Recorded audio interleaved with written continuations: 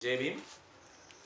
शुक्रवार दिनांक 29 ऑगस्ट 2025 सम्राट वाचनमध्ये हा दुसरा लेख आहे। लेखाचं शीर्षक आहे हिंदू सणोत्सवांच्या मोहजाळ्यात अडकलेला बौद्ध समाज। त्याचे लेखक आहेत रतनकुमार साळवे।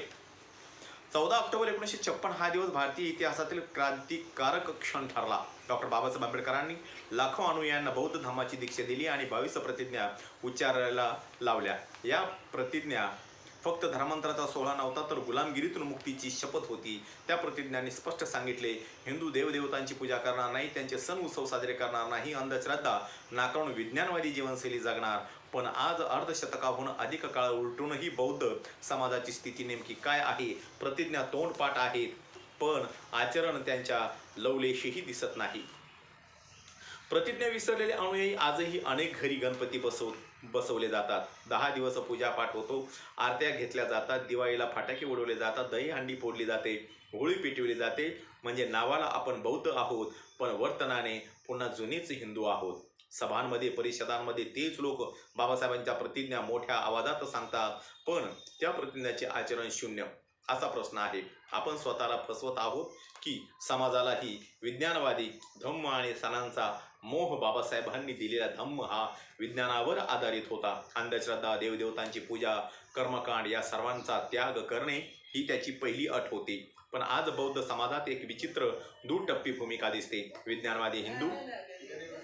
विज्ञानवादू धम्म हवाय, पण हिंदूंच्या सणांचाही मोह सुटत नाही। ही दुटप्पीपणा समाजाला मागे नेणारी मानसिक गुलामगिरी आहे।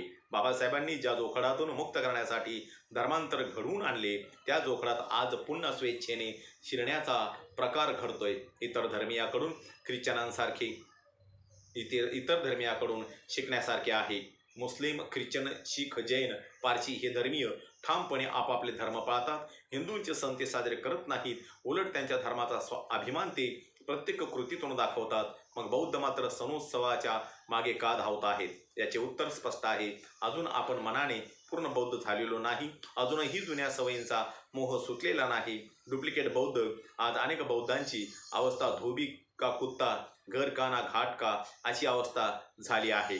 नावाला बौद्ध, पण प्रत्यक्षात हिंदू संस्कृतीच्या मोहजाळ्यात गुरफटलेले हा डुप्लिकेटपणा आहे। यातून समाजाची ओळख गढूळ होते, बाबासाहेबांच्या शिकवणीचा अपमान होतो। उपाय प्रतिज्ञांचे आचरण।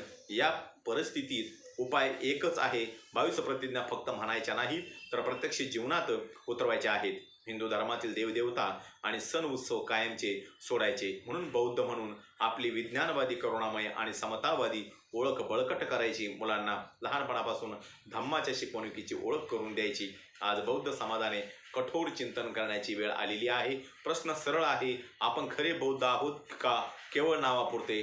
खरा बौद्ध तोच जो 22 प्रतिज्ञांचे पालन करतो, बाकी सगळे फक्त नावापुरते बौद्ध आहेत। बाबासाहेबांचे स्वप्न होते विषमता, अंधश्रद्धा, गुलामगिरीपासून मुक्त असा प्रज्ञावान समाज उभारण्याचे। ते स्वप्न पूर्ण करण्याचा मार्ग एकच आहे, 22 प्रतिज्ञांचे निष्ठापूर्वक पालन करा।